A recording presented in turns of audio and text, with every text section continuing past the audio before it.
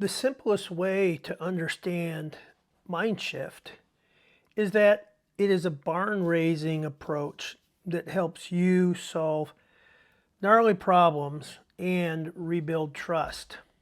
So what is a gnarly problem? In the futures world, we know it as a wicked problem. With a lot of corporate individuals, I use the word gnarly problem because they understand it better. Now, we've all grown up with different ways of solving problems. And I like to break them down into three kinds of problems. One are light bulb problems, which are probably the majority of what we work with. These are problems that have known ranges of challenges with known ranges of solutions. The reason why I put it as a light bulb problem because of a story when my wife asked me to get a light bulb for the laundry room, and I went out to the hardware store and was confronted with this large bank of light bulbs.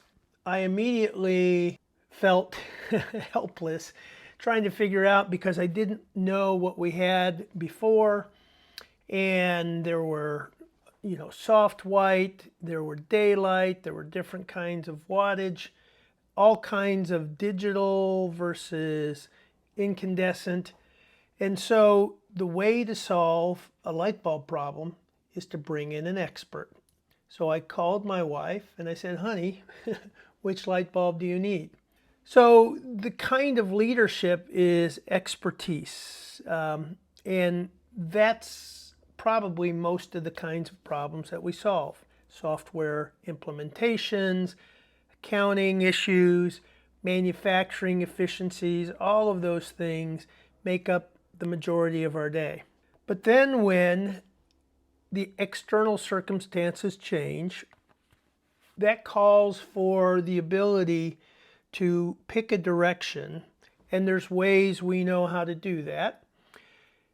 And we move in that direction, but the key to leadership when we hit a crossroads, this is strategic levels of decision making where we have to select a direction, understand the risks, align the organization, and then prioritize the resources to focus on that strategic initiative. And this is difficult, and this is where we practice a lot of change management and trying to gain alignment and shift resources and work people through those transitions. But then there's a third kind, and that's the gnarly problem or the wicked problem, where the solutions are not easy to identify. They're interdependent. When you try to solve one piece to the puzzle, it creates problems in other areas, and there are downstream ripple effects that we can't predict. The challenge that we ran into in the war in the Middle East with a distributed enemy that was networked in communication and mobile and agile. They were highly aligned in mission, but highly distributed. So that was hard. It was asymmetric. And so a linear strategic approach into an asymmetric area gave us a huge disadvantage. And so the book, Stanley McChrystal's book, Team of Teams, was one approach to restructure organizationally to focus on real-time information, alignment on mission intent, then cross-functional teams that had the latitude to make decisions in real time. So leaders face new kinds of villains with these wicked or gnarly problems. First, there are no clear answers. Second, we don't know what the future looks like.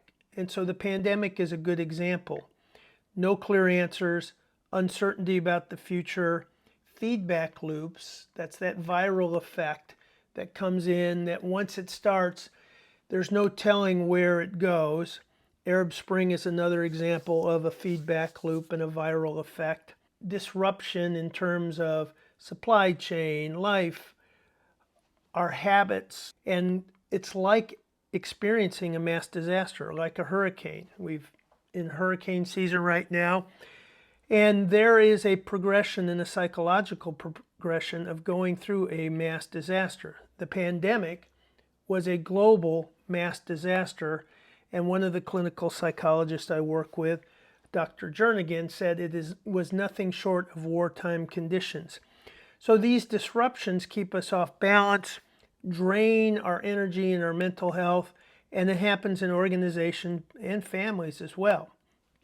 I know several families, ours included, through the pandemic that lost income, lost loved ones, had to reorient their life to take care of kids and teach them, or caregivers to parents.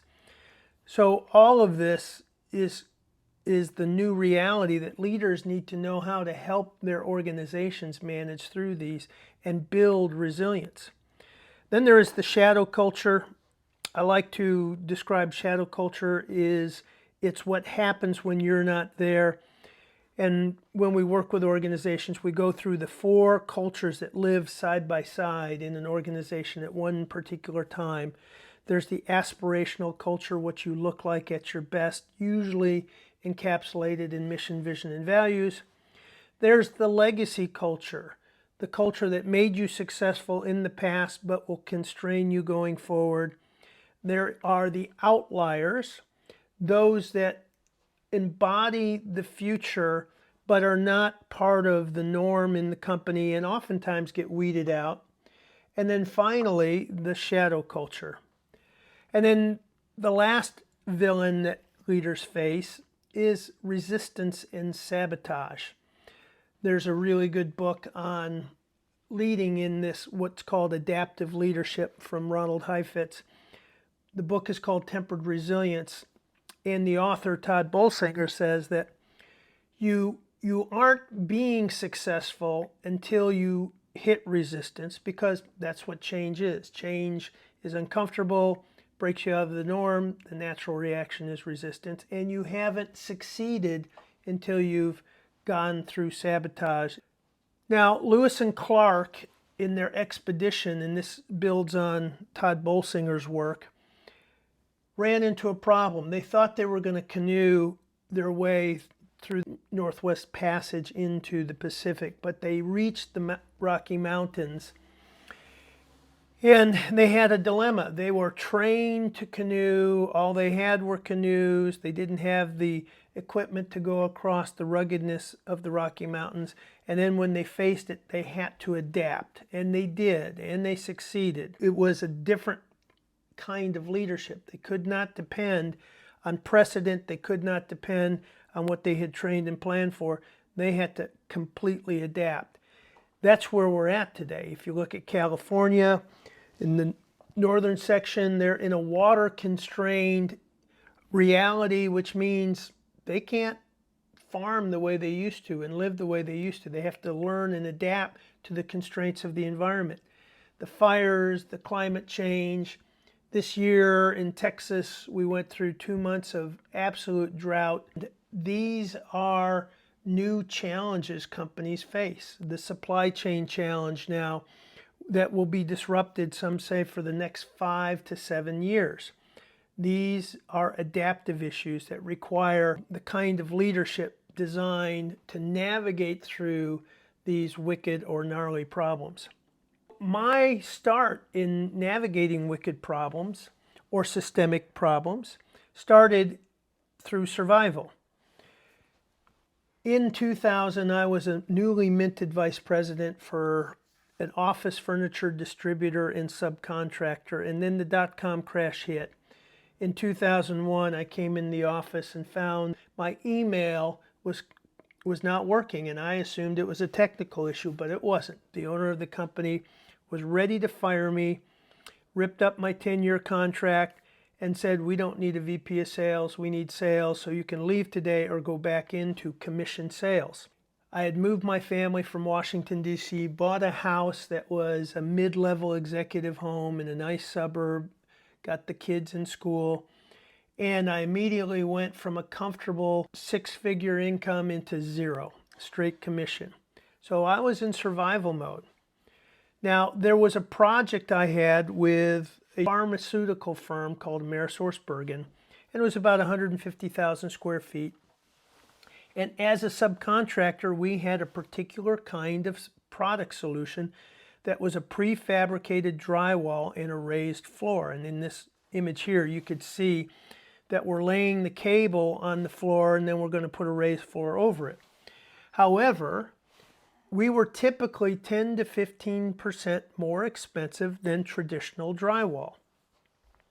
And we sold the value of this on its flexibility and the accelerated tax depreciation. However, at the very last moment, the CFO came in and said, if this is a penny more than traditional drywall and construction, we're not going with it. Threw me into a turmoil. I knew the developer, the project manager, and I asked the project manager for a favor because in my mind, on paper, this should be a less expensive solution. The drywall is manufactured in a controlled environment. You have economies of scale. You have a very open environment to build it in. You're not using union carpenters, but people who are installers. All these things should have made it less, but it wasn't. I was backed into a corner and found that it was the system that was the problem. So I asked the developer to have the contractor do 2 pre-construction quotes. One with traditional construction and drywall and no raised floors, and one with the walls taken out, and allow me to work with the other trades, the flooring, the paint, the ceiling, the cabling trades, to see if it was truly more expensive or if the system was driving waste that we could recapture. If you go to the movie Moneyball, one of my favorite movies, is that sometimes the system is set up against you, and it was for new kinds of construction like prefabrication.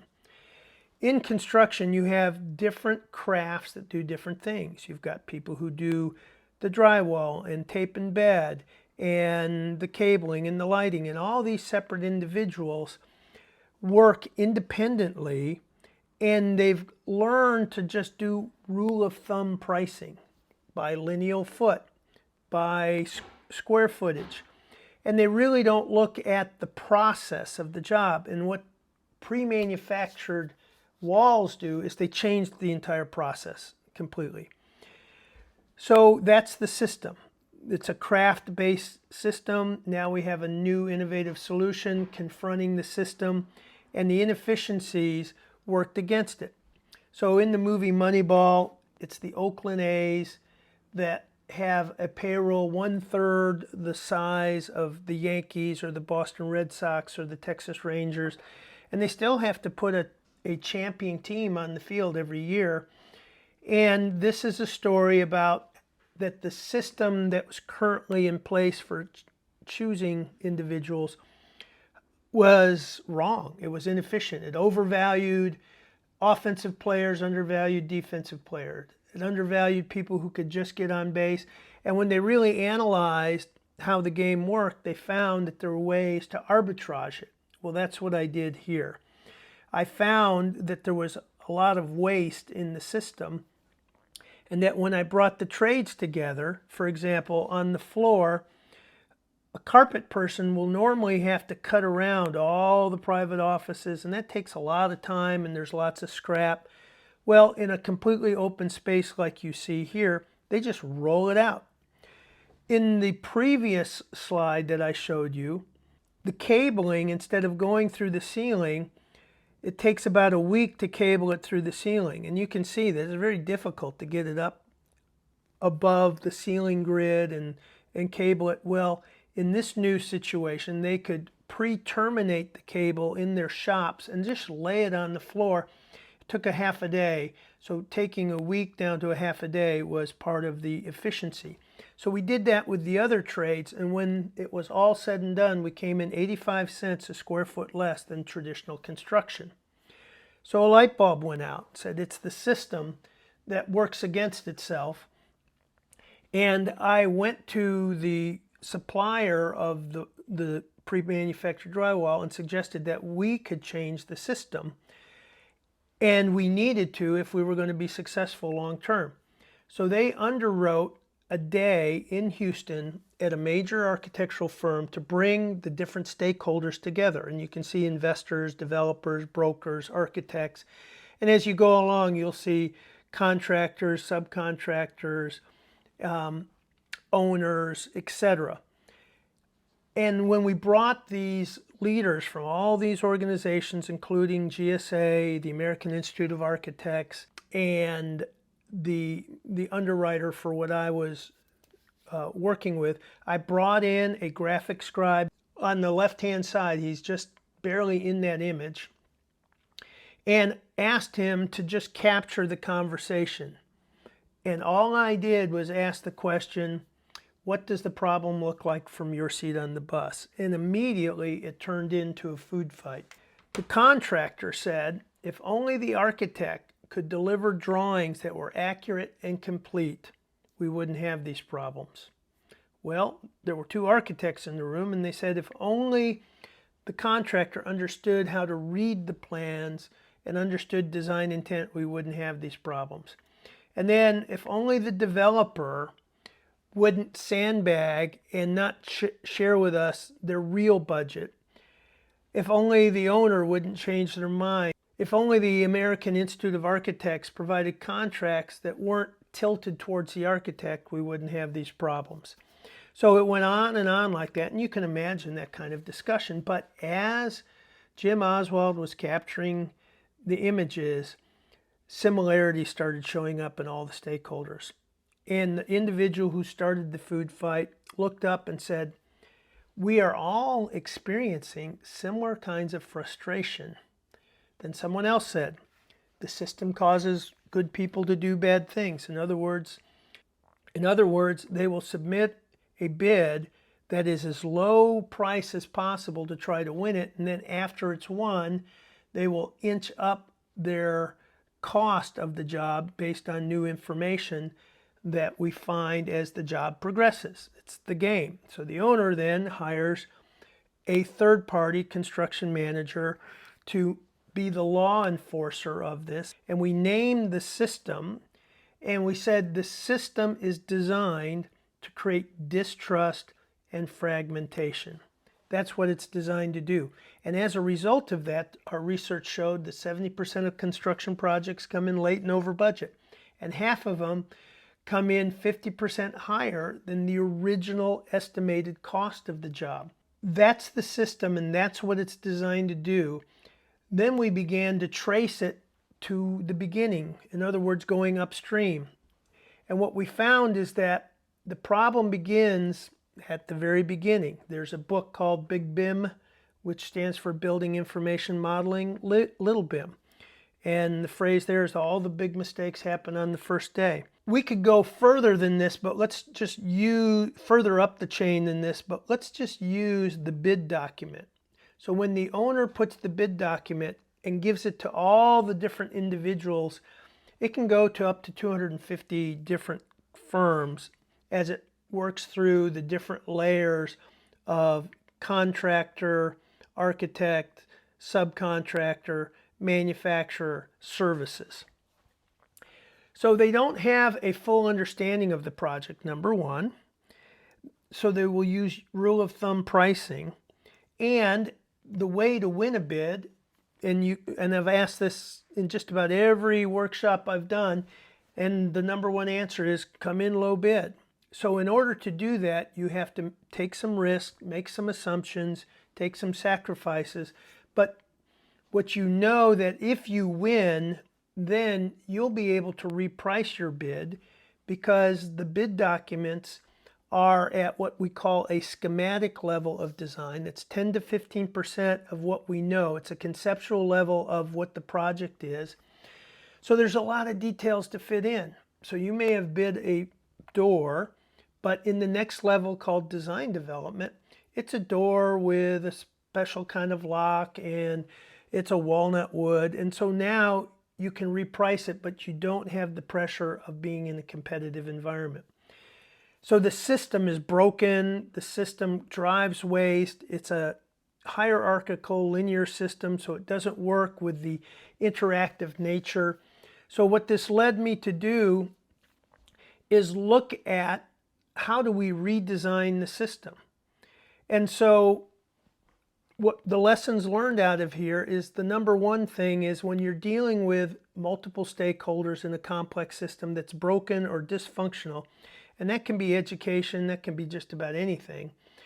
The first thing to do is get a stakeholder view of what they experience and begin to map it and expose the system and go beyond the symptoms, get to those root relationships by going upstream to where it all begins, then describe the system and give it a name.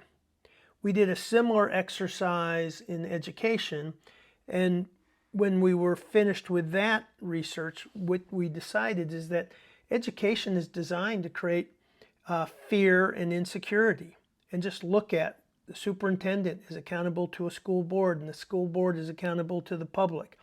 And every parent has this anxiety of wanting to get the best education for their kid, those that can afford that. And so all that pressure goes down, and then it goes down to teachers, and then there's teaching to the test and the accountability, and then the students experience the anxiety and fear of having to perform to get into college. It's a broken system. But naming it and identifying it and the drivers is part of what the MindShift process does. So the elements of the MindShift process start out with a small group of people like we did in that architectural firm in Houston that have a common frustration with a common problem. Multiple voices. This is a project we worked on again with in the architectural design, and we have commercial real estate brokers here, architects, designers, manufacturers, developers, and we worked together over a long period of time with a story arc. We're looking at, first of all, let's identify the problem and get to the root. The second is, the next question that we asked is, what would a trust-based system look like, or a safe education environment, a safe, engaged learning environment look like? And is anybody doing it under difficult conditions? Those are called outliers, people who are getting better results and defying the odds. Then the next thing we do in the process is that we begin to take the common lessons from the outliers and begin to prototype and model what that could look like and build scenarios out of that. And then out of that, we begin to synthesize the research and communicate it at a level for non-technical leaders. Part of the MindShift process is getting the right kind of leaders to come together. This is one of the education projects in Columbus, Indiana.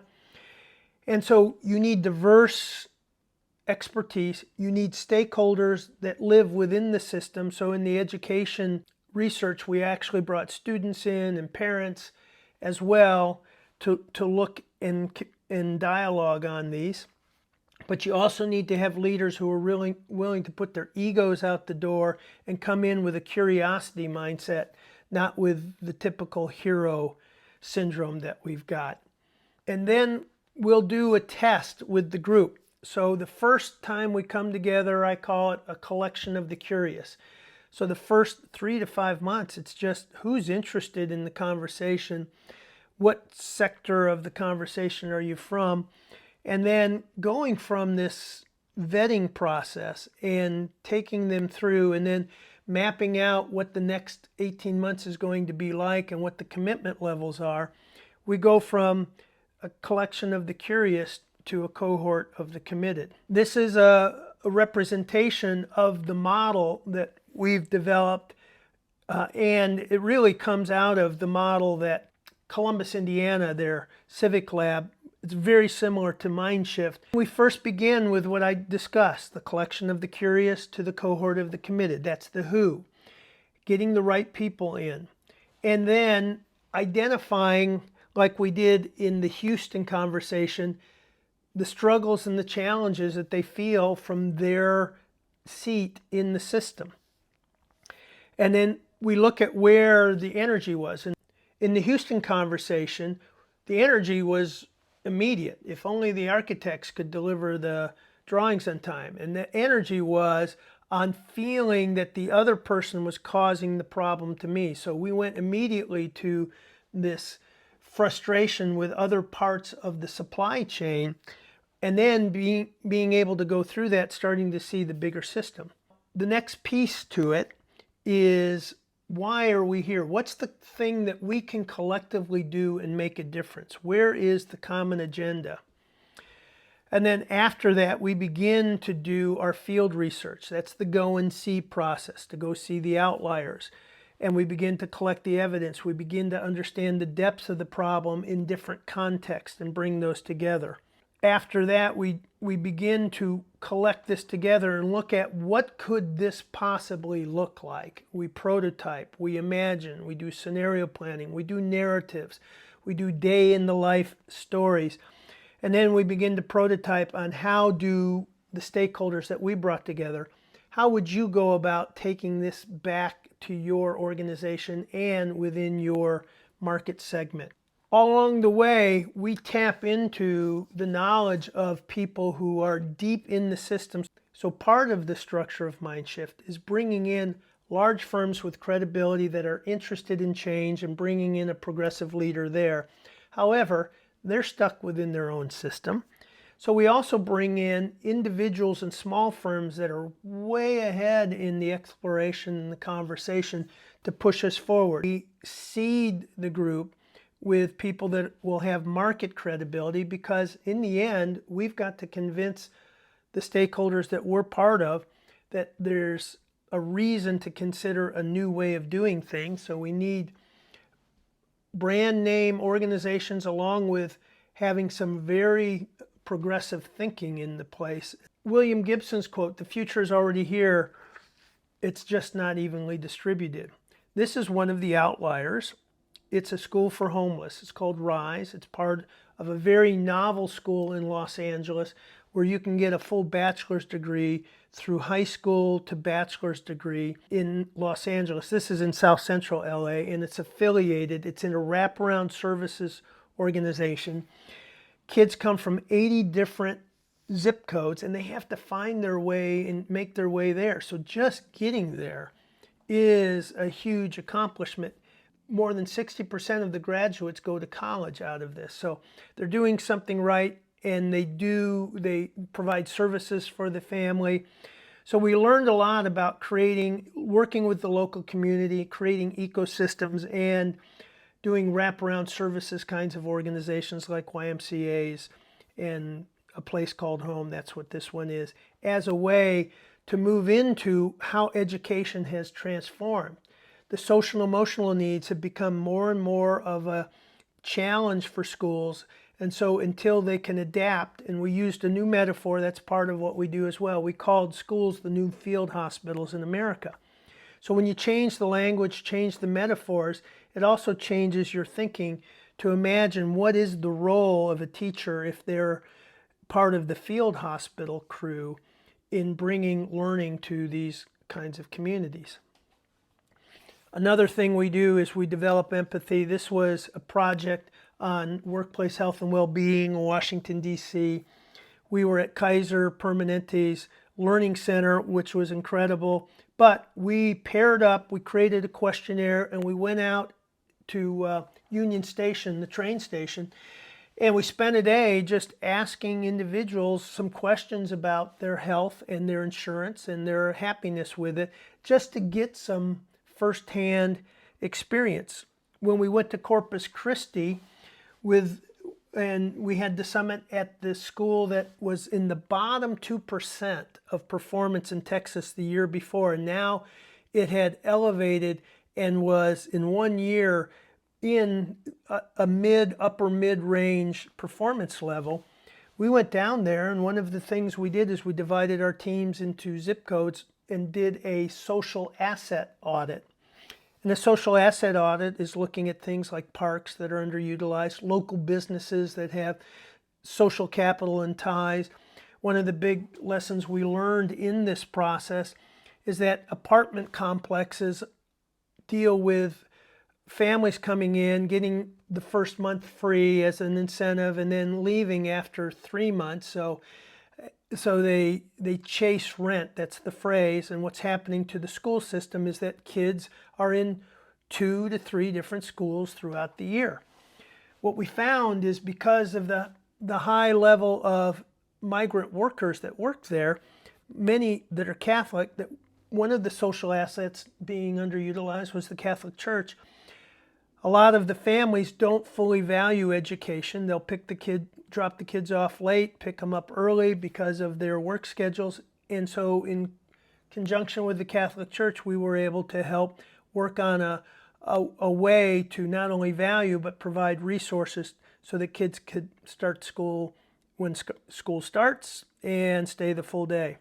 Getting context is so very important. This is at the Kaiser Permanente Learning Center. These are large interactive maps that are connected to a back-end database. And that back-end database allows you to look at cities and populations based on income levels, based on health resources, schools, the school performance levels. And one of the big ahas that came out, the areas that were most at risk were the areas near highways that had very few sources of food. They were food deserts, they had high crime, and they were neglected. But it was very clear, you could see the patterns just by pulling this data up and then toggling the data between education levels, income levels, health issue levels like chronic disease and things like that, and it paints a very vivid picture. So getting context-rich information is part of the process. The final thing we do after about 18 months of working, visiting 6 to 8 cities, I create a book barn raising summit. And this is very important because we're now trying to turn our research into opportunities for stakeholders that are not technical to synthesize this story. And what we do is we take all of the big ideas for the year. Usually we can break it into about 200 big ideas, resources, quotes, memories that we collectively have. And you can see those 6x8 cards on the floor. So we hand write a deck of cards, and then we copy those deck of cards based on the teams. This was a barn raising summit on our education project. So we have students here, we have teachers, we have administration, we have architects and contractors, we have consultants. So we broke them into their different perspective or lenses, gave each group a set of those 200 cards. I brought in a Disney producer, futurist, to spend an hour just coaching the teams, teaching the teams how to take research and turn it into storytelling. And then he was there to coach the teams as they were working through it. So the job was, if you were going to write the book, what would you do? So they had to create a table of contents with the cards, and they had blank cards if they wanted to use those. They didn't have to use all the cards. So they created a table of contents, then they took the cards and built underneath those cards the storyline for each chapter. So the chapter headings, the storyline for each. We took them through different exercises of creating a book cover to synthesize it, creating a movie trailer. We created a comic. This is a kind of a mock-up of a comic that we were working on that we have, and some of this is in the book. And then here's the book cover example that one of the teams built. And that's a picture of kintsugi art. Kintsugi is Japanese art where it's broken pieces of pottery that are glued together through a golden bead. It's called the golden reveal. And the metaphor of the art is that the connecting pieces, how the brokenness is brought together, is the beauty and the story. So that became the title of our education book called Whole. So now we report these out and we film them. And then I take all the cards, we put them together in the order that they were built. I take the cards, I take all the video, we transcribe it, and then I disappear and write a book. And the book, again, is geared towards non-technical users, parents, administrators. In the workplace, it's business leaders, business decision makers. And we partner with a major publisher while he has been the primary publisher, but I'm moving off of that now, primarily because I want more rapid movement, and part of where we're heading is doing more video and real-time assessment and content development. So we're evolving as we're understanding how to use the medium as well. The final piece is to go out and tell the story. So we develop a rollout strategy with the participants so that they can go back to their company, so that they can go back to their market segment and begin to encourage people to look at a better way, understanding the dysfunctions of the current system and how it's creating more risk or higher cost or lower results, and the stories of the outliers, that here's the hope and here's what we've learned, and then the common principles, which are the outliers, finding what's common with them and calling those principles, and then some of the scenarios we've developed, and then some of the tools. Going back to the beginning, one of the things in dealing with wicked problems, I believe this is part of the hero's journey. I did not start out in this process to write a book, to create a process, to begin several movements. I was trying to solve a very particular problem. I was near bankruptcy. I was in $150,000 of credit card debt when the dot-com crash hit. The project with AmerisourceBergen was a life and death challenge that I had to face. And when the CFO said, we're not going to do it if it's a penny more, my back was up against a wall. And so this quote by Joseph Campbell describes the passion it takes to go out and change the world. We're not on a journey to save the world, but to save ourselves. But in doing that, you save the world. The influence of a vital person vitalizes everyone around you. You combined the passion, the drive, the need to solve a personal problem stuck in a system with finding a cohort of the committed, and I believe you can change the world. And that is the MindShift process.